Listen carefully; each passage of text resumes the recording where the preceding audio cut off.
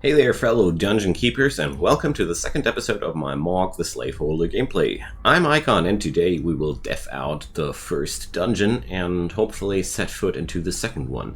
We're standing right in front of a new battle where I am definitely going to pick up the veterans one more time. We did get some whopping the last fight, but I'm quite positive that such a unfortunate series of events won't repeat itself.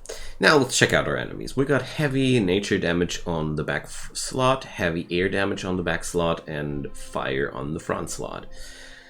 Heals, armor increase, and moral loss reduce, and deals ice damage to the lowest ice resistant person. Okay, so there's nothing we need to be worried about at that front.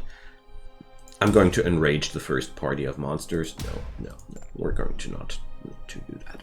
Okay, so let's take care that somebody is is blocking the nature and air damage there. Let's see, hopefully I got somebody who fits into that profile. Nope.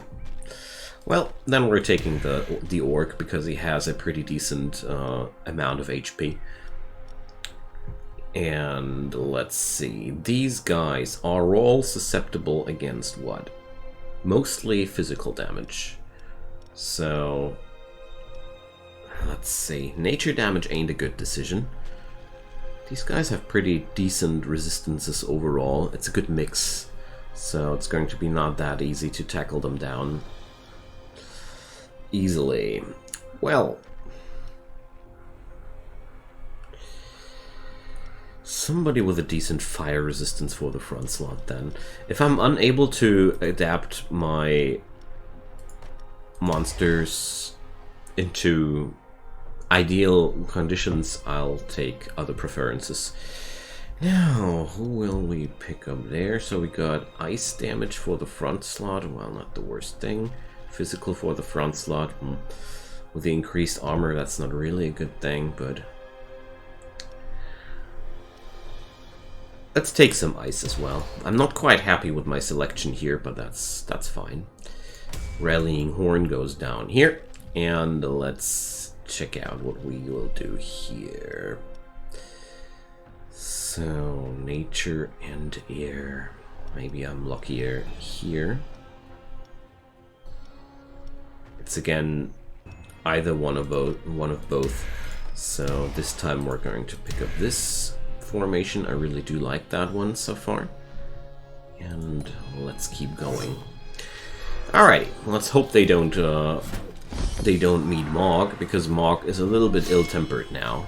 He has seen things, you know. Alright, let's nuke them a bit.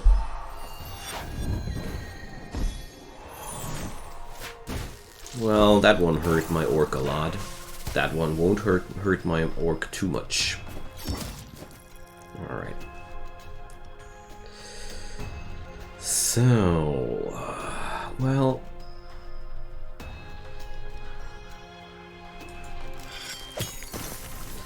I can't focus my attacks too much here, but still I got a good feeling that we will deal tremendous damage on the herbalist before this fight is over. I think that's a dead orc, yes. Holy moly, that one shot. Didn't expect that. Alright, so we're going to go for that skill and spread out some moral damage. And the herbalist will heal up somebody after that one. That was to be expected. Alright. Let's put up the Show No Mercy. Combo that with the Rallying Horn. Room 2 will have tremendous damage bonuses now. We should have 7 stacks of Enrage. That's 70% damage increase. Let's see what that'll do.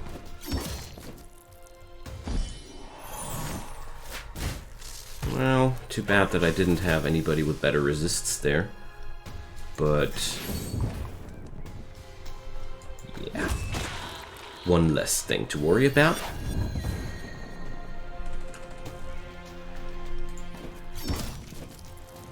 That guy is already pretty frightened. I shouldn't have attacked him with physical, actually. now that I think about it. But I think we're gonna be fine. Oh, there we go. That's more like it. Yeah, looks like... Well, I'm definitely not going with fire damage on that lady.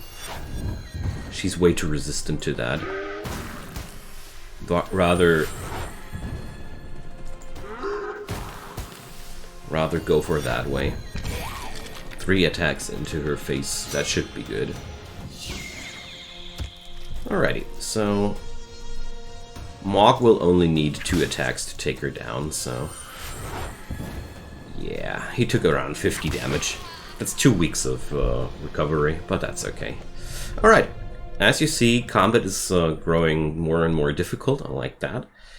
And let's keep going with the intimidation skill.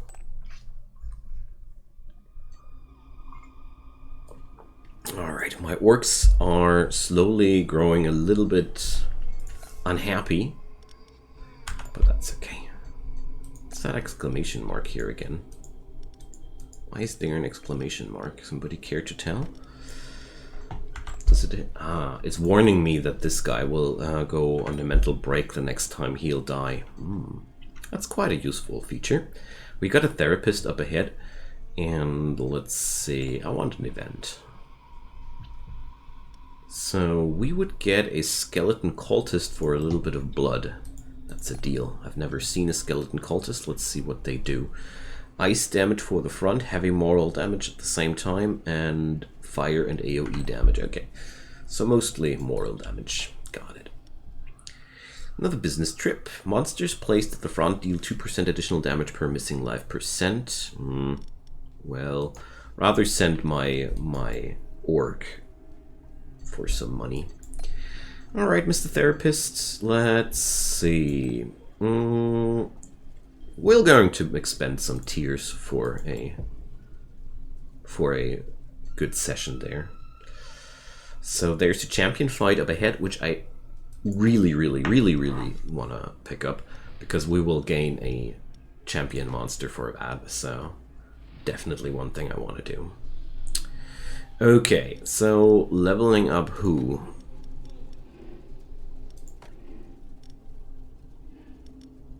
It's always the most difficult question.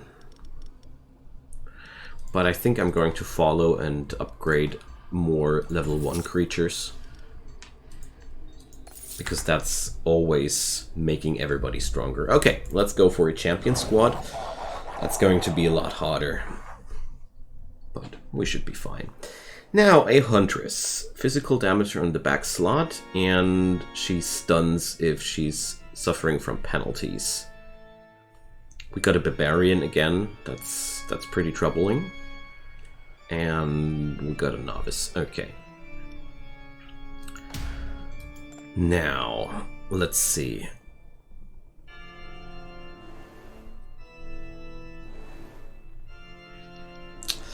We got ice damage for the front and physical for the front and the back. Okay, so we're going to...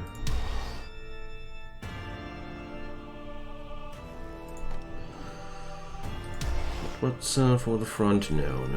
I need somebody else for the front line here. Something like that. Like the ice skeleton. Or... I want to go for moral damage in this run. I feel like scaring away these guys is way easier than just outright killing them. Their HP is so much higher than their moral, so we're going to do our best here to scare them away. Okay, so front and physical for ice and physical for the front line. Well, this guy has pretty good stats, but he has not the right skills, but that's okay, I'd say. And physical for the back slot again.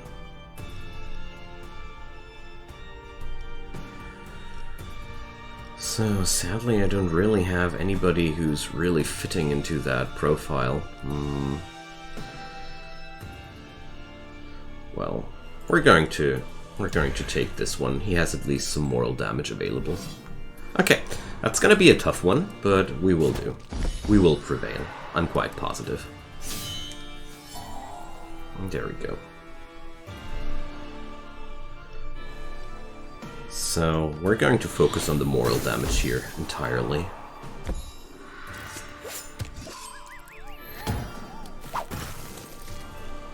Alright. Let's go for that one.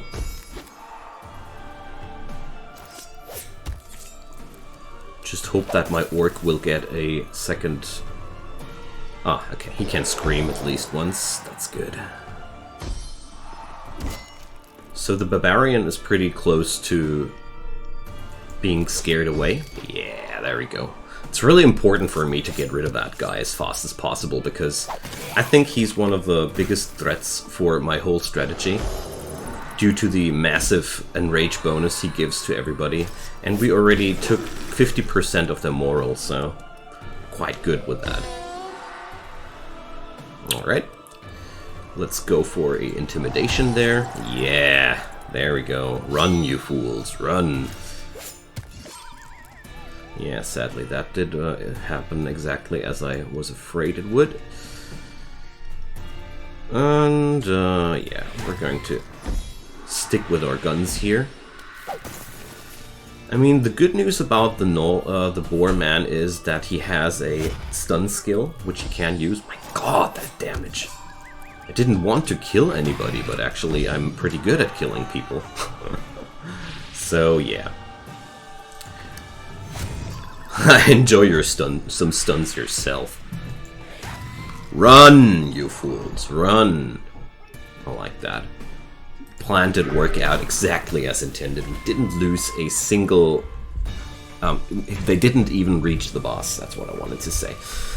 So, a Skeleton Lord, or a Orc Sorcerer, or a Homeopathic Poison. Heroes with less than 50% of the maximum moral lose 30 to all resistances. So, we get either the Skeleton Lord, or the Orc Sorcerer. So the Orc Sorcerer's passive is that everybody defeated comes back to life as a Skeleton Warrior. The issue there is, this passive is really good, but it only works as long as this guy is alive. The Skeleton Lord, though, is quite more tasty. For the front slot, heavy air damage, for the back slot, heavy ice damage. And if he's standing up front, he's ricocheting his attacks to everybody, and in the back slot, he transforms into a random skeleton if he dies. I'm a big fan of the Skeleton Lord, honestly. It's one of my favorite units in the game. So we're going to put this guy into the Room 2 formation. He's going to replace Kirsten, and Kirsten will now ultimately replace our good friend Quordud.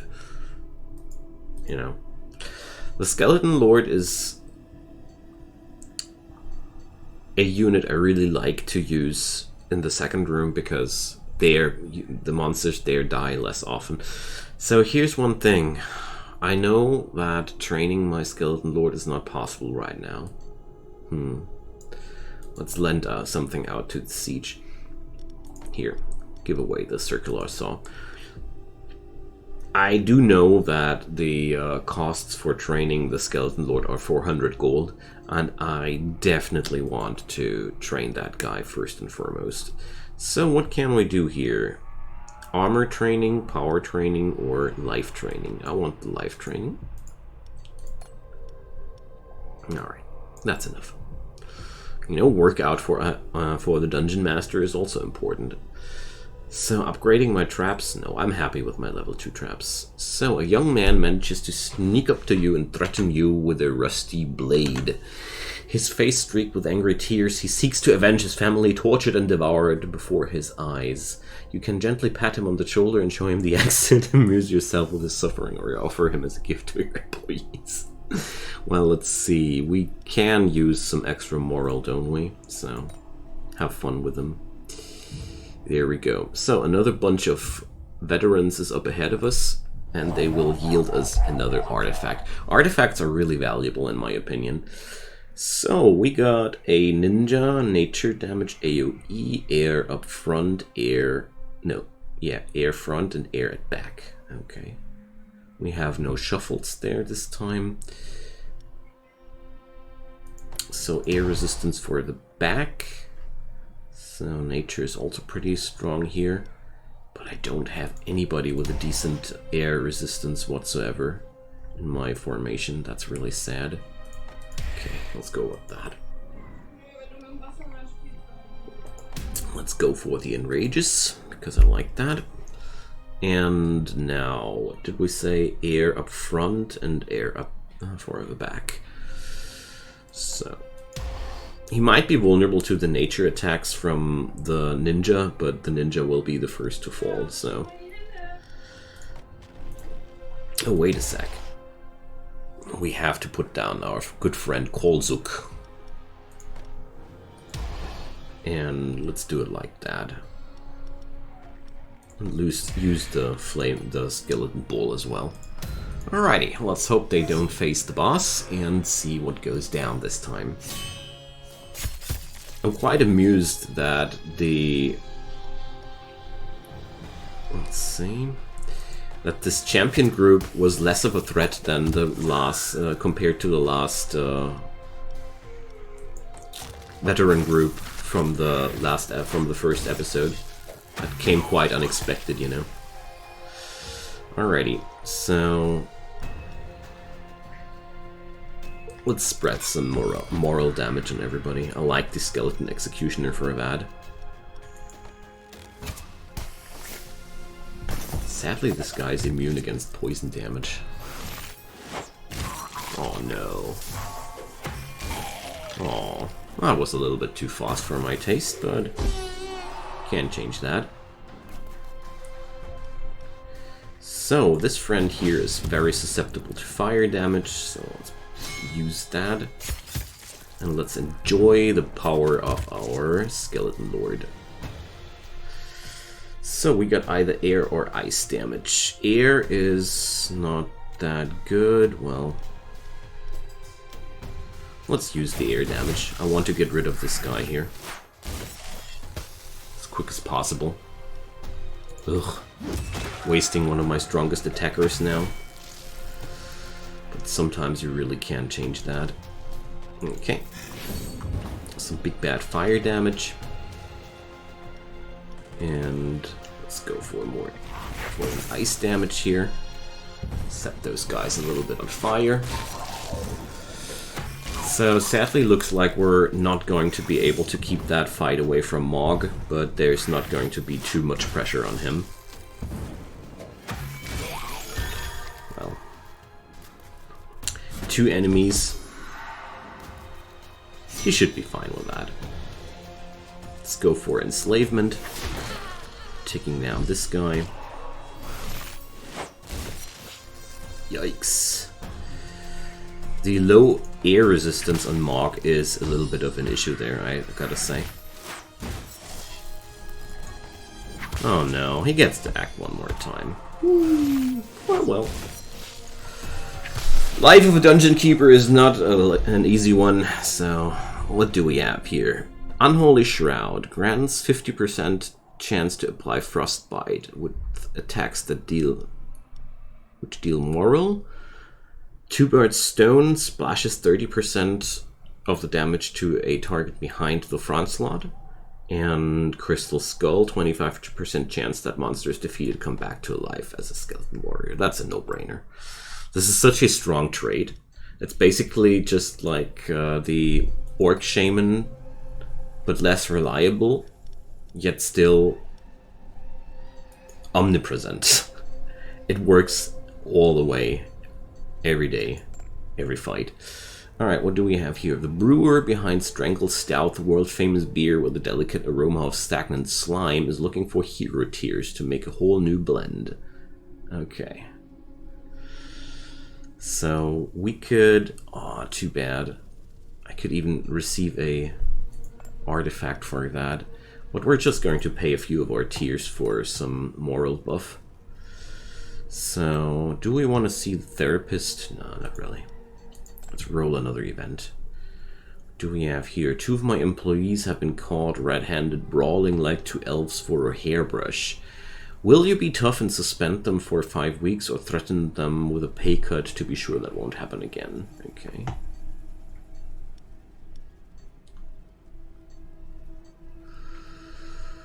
I'll just ignore it. Well, we're just ignoring that. Let them fight over that if they really want to. And there's already the last fight up ahead of us, so I didn't expect that.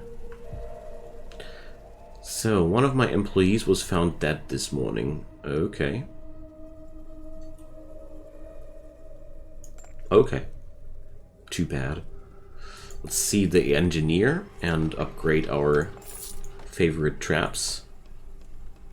And we have to see the champion now. Alright, so sadly we didn't receive an elite monster here too early. So, I mean, I'm not too unhappy about losing Gunark here. He wasn't one of my stronger units anyways, so we can definitely work without that. But I do want to... Well, the orcs are not really... No. We're just going to stay like that. Let's see what the champion will be, and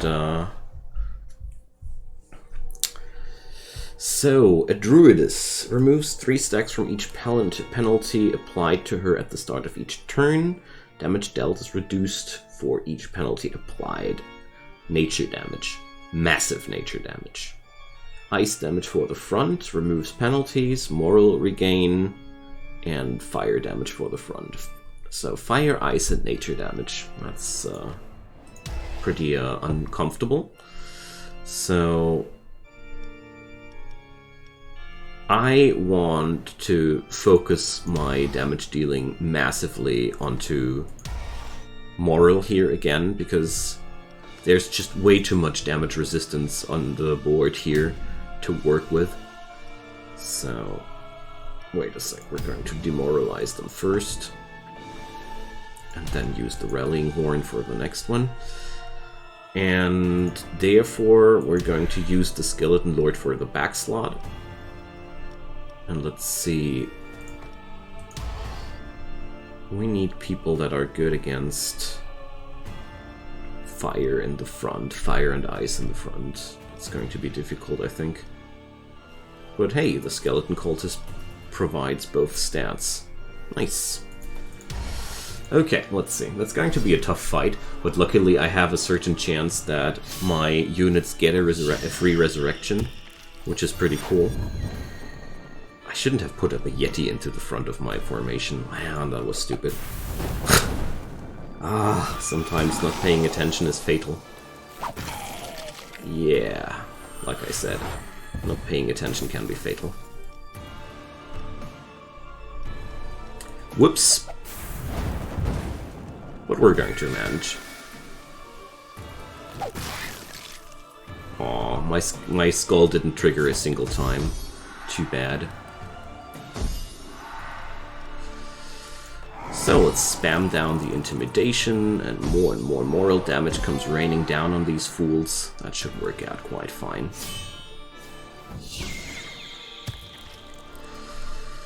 Now, Occult Ritual. Or Inner Emptiness. I'll rather nuke out one of these guys right now, because honestly, this seems to be more important right now.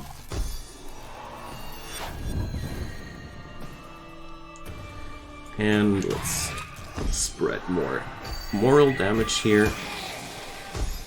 Oh, that's so friggin' unlucky. I didn't expect to get that friggin' unlucky there. Not a single roll was a success on regaining units. Oh no. That's looking not good, guys. That's looking not good. Oh dear. Ha! But we get one replacement here. Oh my god. Oh, I messed up so hard on that.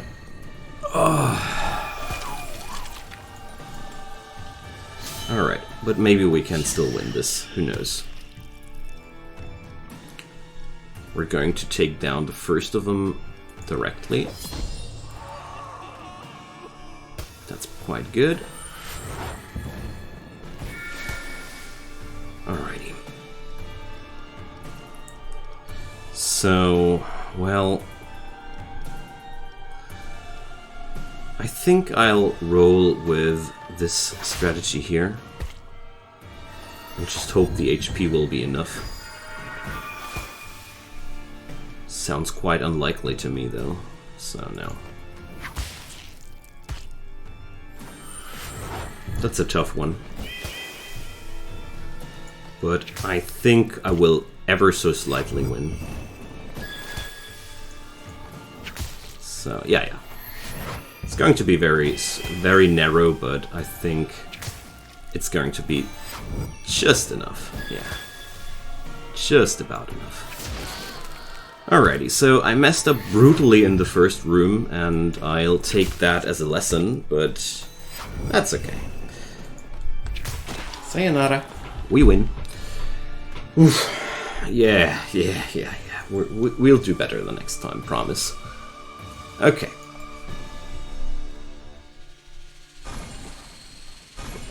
And we gain a few levels out of that. Awesome. I was a little bit afraid not winning at this one, but... Okay, so talent-wise, I got the chance to gain some enrage of my monsters whenever we defeat a hero. I'll take another point into that, and also I will take this trait, which reduces the training price of monsters. First 10%, then 20%, because I really do like the option to have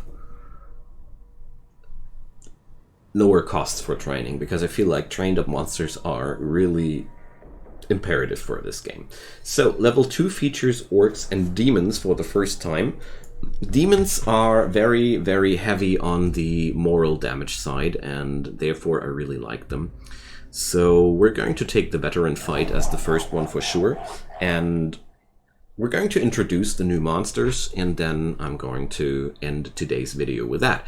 So air damage for the backline, nature damage for everybody, and ice damage for the front line. Okay, so let's see. We don't have anybody who's good against ice damage. Oh dear. So then we're going to put up front whoever is dying the least from that. So resistance-wise, the poison cloud is completely useless. Ice damage seems to be quite okay. Let's use the polar portal then. So, ice and air. Ice and air. Okay. There we go. Let's keep it up with the mortar. Luckily, Maug is now happily taking the new assignment here. So poison damage is really not useful at all against the ninja, which will be horrible for the Gnoll, but I didn't have any options there, so... The Flame Eater deals damage and fire damage and increases existing penalties, which is an interesting concept. 3 damage. So nasty to give me such an enemy with that starting situation where I simply don't have any better options. I had to use the Gnoll against an enemy who is basically immune against him. Well, unlucky. That's okay. So, the setter we see here is a really interesting unit. So his backline attack spreads stacks from all penalties to another random hero, and his frontline attack spreads stacks from all penalties to heroes behind that thing. So, definitely gonna go for the backslot attack, because the backliner is way more susceptible to nature damage. I'm not gonna waste my time trying to nature damage the backline, the front line. That should be enough to take that guy finally down. Alright, let's spread some more mischief, and there we go. Applying poison to the front line, or no, we're just going to stick to the damage plan. Taking a veteran fight as the first fight is pretty sassy from my side, and it's a guaranteed situation which runs into Maug, but I felt like since it's the first fight, Maug will have plenty of time to regenerate after that, so I'm totally okay with putting some damage on him to begin with, because that damage will wear off during the first few weeks. And it didn't go that as bad as it could have went. There we go, bang. Lost only about 150 HP. So, new monsters available. The Harpy we already know of. The Psycho Imps deal AoE physical damage with some bleed, or a moral damage which ricochets to the hero positioned the target if the moral is under 50%. The Naga deals air damage and moral damage, and has a ricochet if the target's morale is above 50%, and a ice and moral damage spell which has increased effects if targets the last remaining hero. So I'll definitely stick with the Naga, because the Naga is a pretty strong unit after all. I'm going to show you guys in the next episode how, why, and why. There's nothing more to it. So thank you so much for watching. I hope you had the same amount of fun as I did, and do it better than me. That last champion fight in the level 1 was a catastrophe. I could have played that better, I guess, but we won in the end. Leave me a comment down below. I'd be more than happy to hear from you, or leave a thumbs up if you think that this series was fun and you want to make it more visible to everybody. And of course, subscriptions help a ton. Turn on those notifications, don't miss any future episodes. I do daily videos. If you like my kind of content, I'm here for you every day. Whatever might be the case, enjoy the games, stay safe, and hopefully see you soon. Bye-bye.